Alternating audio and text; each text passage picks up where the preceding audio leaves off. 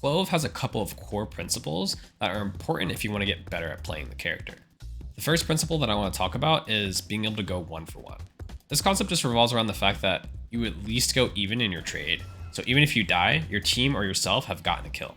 Clove just has a lot of tools in their kit, which gives their team an advantage, even if they die and trade evenly with the enemy team.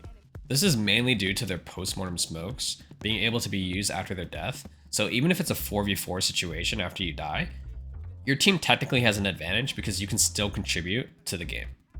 But how do you go 1-for-1 in the first place? Well, the first way to try to go about this is focus on getting traded. So this is a concept where you play with your team and you play close enough with your team so that even if you take the first fight and lose that initial fight, your team can still swing out and know where the enemy is and get that trade immediately. The other way you can accomplish this is by playing one and done angles. You can do this on defense or if you're defending the post plant on attack as well. Now for other agents, one and done angles aren't particularly great. But with Clove, as long as you get your one, even if you die immediately afterwards, you're still traded even, which means your post-mortem smokes put your team at the advantage afterwards. The second principle that I want to talk about is Clove's smoke range. Now, Clove's smokes work similar to Brimstone smokes, where you have a limited range in which you can place your smokes. This means if you're playing all the way on the A side of a map, you won't be able to smoke all the way on the B side of the map. So if we're defending, then typically we're going to want to play spots towards the middle part of the map, like Garden on Ascent or Pizza on Ascent. Or if we're talking about Bind, U-Haul and Hookah are also great examples of this. In solo queue, teams tend to rush way more than they default, so positioning yourself in the middle of the map allows you to smoke whatever site that you want to deny the rush, and give your team an advantage. On attack, you really don't have to worry about this as much. You're probably going to be playing with your team anyway, and so you walk up main and then you're going to dump both your smokes. If you're playing a more default heavy style, even if you play on a main side, you'll tend to be able to smoke mid from either main that you're playing, so it doesn't matter too much where you position yourself.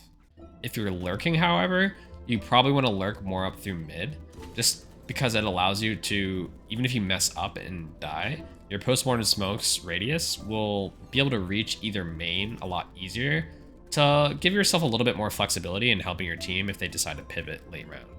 The third concept that I want to talk about that's linked very closely to the first one is playing first contact. There's a lot of dangerous things that you have to do with your team in Valorant. Your team might have to re-clear a dangerous area or take the first peek against dangerous characters like Reyna or Chamber. Whatever it is, Clove is a really good candidate for being that person that takes that risk. Even if you end up dying for free and your team isn't able to capitalize on it, you'll feel a little bit less bad knowing that you can still smoke for your team and help them on their site execute. And if you have your ultimate, sometimes you can just come back to life and end up multi-fragging for the rest of the round anyway. If you do get the initial kill, but take a little bit of damage, you can cast Pick Me Up and then you can still re-engage for the fight and execute on the site hit with near full HP and a speed boost. Clove's kit lends themselves very well towards being first contact, because no matter what happens, Clove will probably get an advantage out of it. The last core concept that I want to talk about with Clove is that you really want to be in the thick of the action. Clove is the type of agent that really wants to fast rotate on defense, or to play with the bulk of their team on attack. Wherever on the map Clove is likely to find the most amount of fighting and action is probably where you want to play or gravitate towards. Clove can't get advantage out of half their kit if they're the last one alive, so it's really important that you're there first and early into the fights so that you can get traded, so that you can use your abilities, and all that good stuff that Clove has to offer to their team. This is generally why you want to avoid lurking, because it's antithesis to what Clove really wants to do. It's really difficult for Clove to leverage most of their abilities when they're lurking, and they don't really have freedom of where they can lurk on the map and still provide value.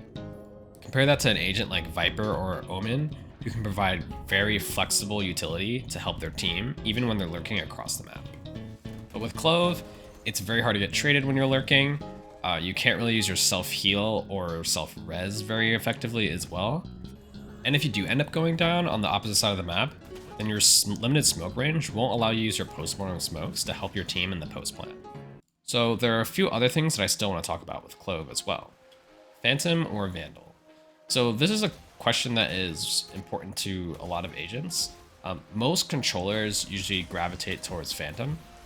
Clove isn't an exception with that in terms of like being able to use smokes to set up closer range engagements and bullet tracers through smokes as well. However, Vandal's also really effective on Clove because you're going to be taking first contact a lot. You're going to be taking a wide variety of engagements and duels and fights, and Vandal is a lot more flexible in that scenario, being able to first contact and entry depending on whatever site that you're playing. I think with Clove, I would gravitate more towards the Vandal, just because I think taking fights and getting traded and being first contact is a much more important part of their kit, rather than playing slow and methodical around their smokes. How about what to buy on pistol rounds? There isn't really much of a way to make a mistake on pistol rounds in Clove. The only one I can see is buying a Sheriff on pistol rounds. Clove's pick-me-up and extra smoke are so important on pistol rounds, and any other combination allows you to get both of them except a Sheriff. The only other thing I would say is most likely you won't end up buying metal.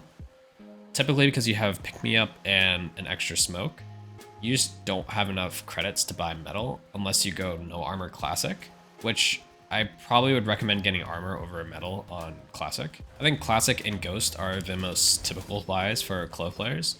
I think classic is a little bit better on defense just because you have that shotgun aspect to it as well. And the last thing you might be wondering is what maps is Clove actually good on? I think maps really only restrict Clove in one way, and that's their smoke ranges. In that regard, I think Clove's best maps are Bind and Ascent. Bind just allows Clove to play U-Haul or Hookah and be able to cover the whole entire map to stop pushes. While on Ascent, you can play Garden or Pizza and effectively do the same thing. I think I like Clove a little bit more on Ascent though. On Bind, there's two avenues to push into every site, either Showers or A Short, or Hookah and B Long. It's much more standard for teams to do splits on Bind, but on Ascent, it's a lot harder to get teams to properly do mid splits on Attack. This means one smoke is a lot better at shutting down pushes than on Bind is. And also on Ascent, it's a lot easier to do offense smokes with Clove rather than Bind. Brimstone has a little bit more of an edge on Clove on Bind because the 3 smokes allow Brimstone to cover way more area, or Viper being able to cover way more area on site hits as well. Clove's 2 smokes is great for pushing B on Bind, but A, it falls short a little bit and makes it a little bit harder, but it's not impossible or anything. If you're more a visual learner and you learn through watching other players, I would highly recommend you to watch M80 Xander. Xander plays a lot of solo queue and plays a ton of Clove. What the fuck are these right there? Although in this video I talked about how these things are core principles, in Valorant, flexibility is very important. For example, in pro play, Calm is an amazing initiator player, but one of the things he's most known for is going for flanks. Typically your initiator plays with you and helps you get info and sets you up for pushes, but Calm opts to go for flanks a lot. It's important to know core principles to your agent and the character or role that you're playing so that you know when to use them and when to break them, because surprising your opponent is also a powerful tool. Fade's mind games are no match for my secret weapon, ibuprofen.